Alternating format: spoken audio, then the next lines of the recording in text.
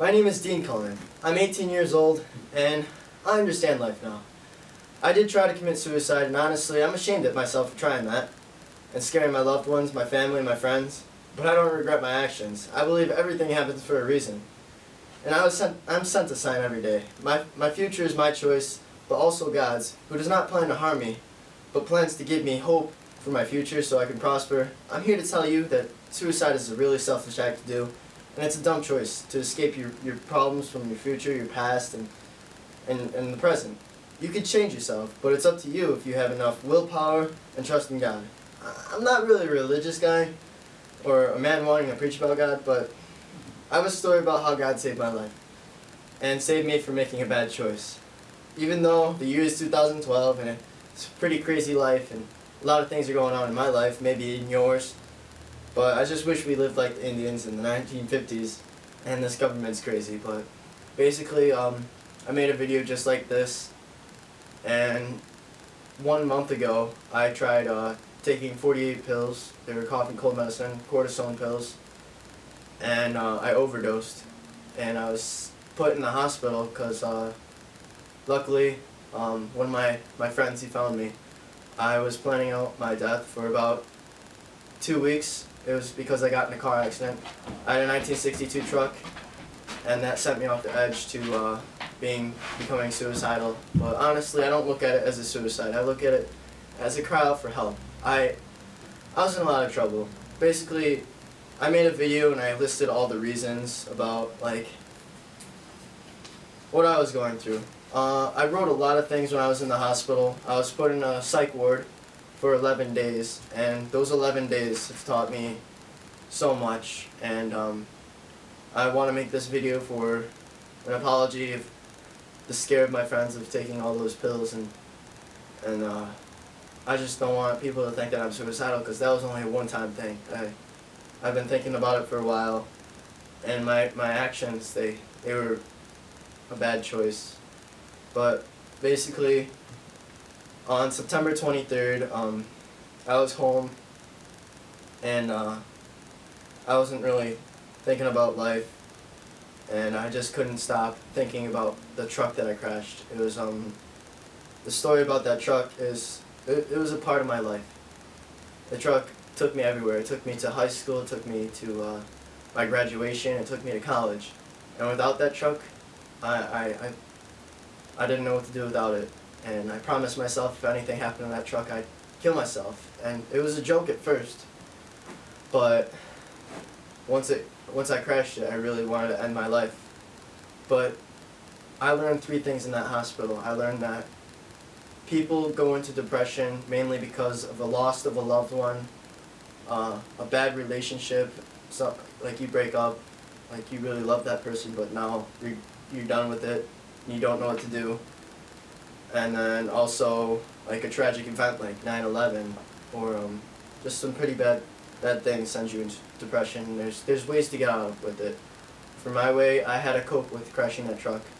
Even though that truck was a big part of my childhood life, and it was my dad's truck, and I couldn't live with myself crashing my dad's truck, or even just the thought of me crashing the truck, I just couldn't live with it.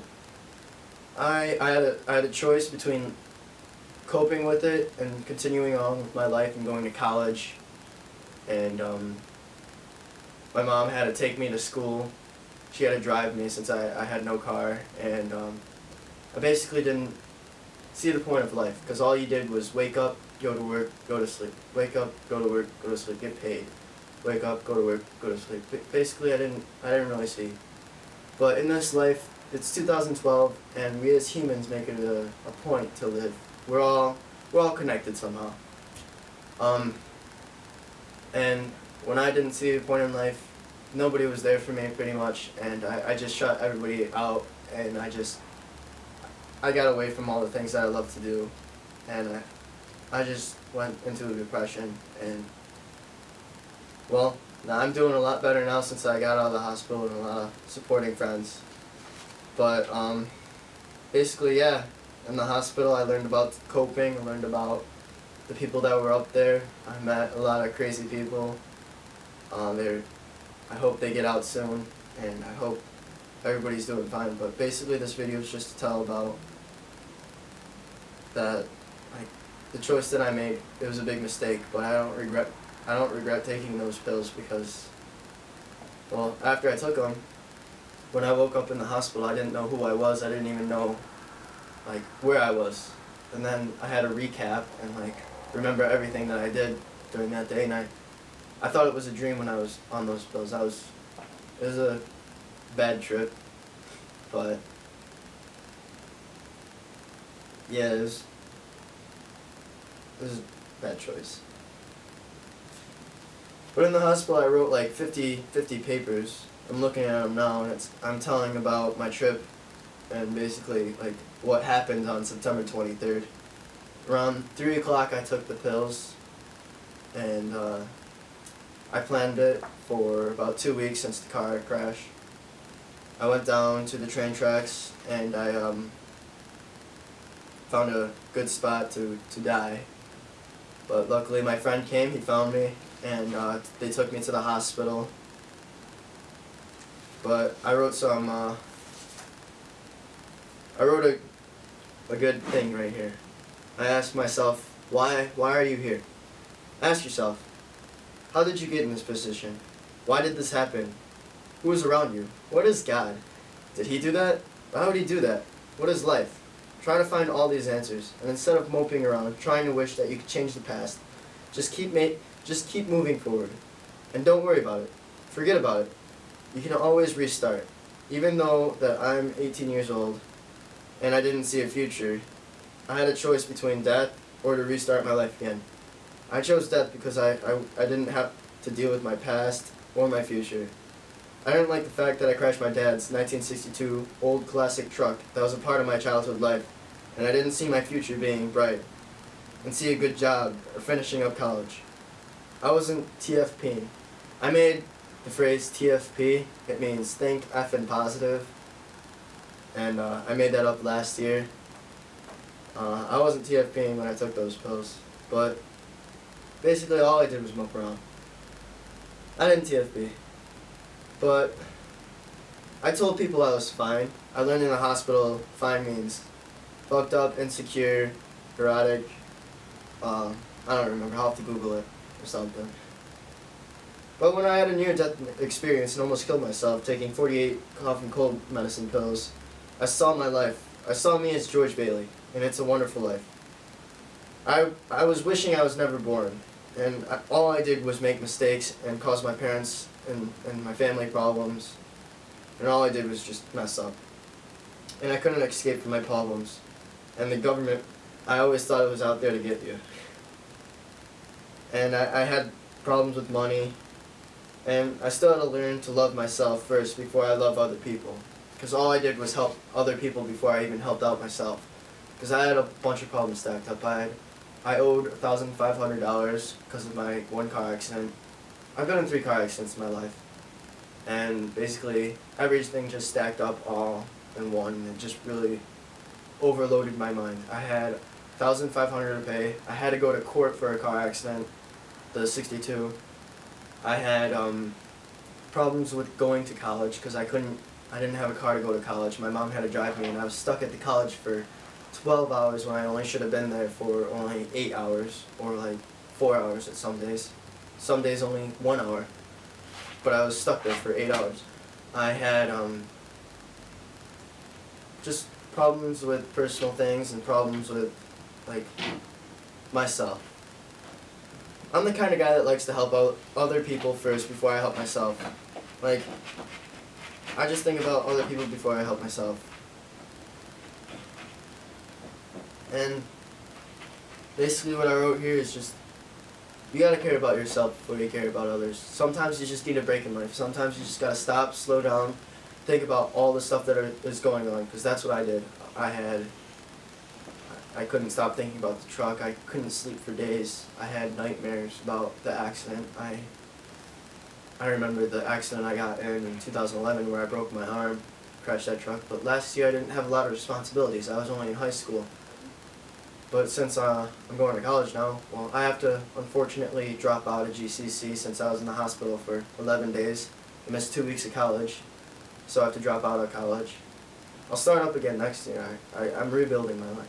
And hopefully making this video will help you understand that there still is hope out there. There still is a way to rebuild your life and restart your life.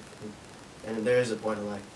The point of life really is family, the people around you, the loved ones, the people that depend on you. A lot of people were depending on me, and I gave up, and I shouldn't have. And I have too many people out there that care about me, and you have too many people out there that care about you. Even though the society right now is pretty screwed up, and it's 2011 or 2012, and a lot of things are going on. The government, the presidential debate actually went on yesterday. Just that. There's a lot of things here that I wrote in the hospital. You gotta. In one group, we sat around in a circle. We stated our name and our feeling and why we were there in the hospital. And they had this one group session where we talked about this parrot. And this parrot represented your conscience. And that parrot was telling you negative things, like saying, who do you think you are? And you're not worth it in the world, and all you do is make mistakes. And basically, you have to pretend that parrot's not there. You have to just say to yourself that you are something. You could do it. Just keep your head up, stay strong. And I wasn't thinking strong, and I just needed somebody. Talking helps, alright? Just go to somebody, go to a friend, call up somebody. Talking really helps. It helped me. It helped my family get stronger together. It helped a lot of things. Talking really does help. Also, I wrote down a lot of things. We learned about journal keeping, and we tried remembering all the positive things in our past. And there's a good poem here they gave me. It says, "You are unique. You may not think that the world needs you, but it does, for you are unique, like no one has ever been before, or will come after. No one could speak with your voice. Say your please, smile, your smile or shine your light. No one can take your place, for it's yours alone to fill. If you're not there to shine your light, who knows how many travelers will lose their way, as they try to pass by your empty place in the darkness." Basically, it's saying suicide is a really selfish act, and if you kill yourself, it's going to affect a lot of people around you. It's going to affect your mom, your dad, your brothers, your sisters, your friends, whoever relies on you, whoever loves you, whoever cares about you. And if you're gone, they'll get lost too, and it's a really selfish act to do. It's not a good way to forget your past and forget your future problems, like I was trying to do. I was trying to get out of court. I was trying to get away from paying money for my car accident. I was trying to get out of college. And you just need coping skills. You just need to try to figure out how to TFP, think effing positive, or you just gotta have trust in somebody and just talk. And yeah, basically all these papers, I wrote like 50, 60 pages of papers about like just about all that I learned in the hospital and all about me. I had to think more about myself than about all the problems that I was dealing with. Like, I have all my problems fixed out now. I've got a job, I've got a house, I've got my family, I've got my dog, I've got it good right now. And hopefully this video will help you. And please send this video to anybody that's thinking about suicide or in a depression. And taking those pills changed my life. And suicide is not the option. All you gotta do is talk. And yeah, this society's crazy, but talk to somebody, please. Send this video, forward it, like it, comment, and subscribe.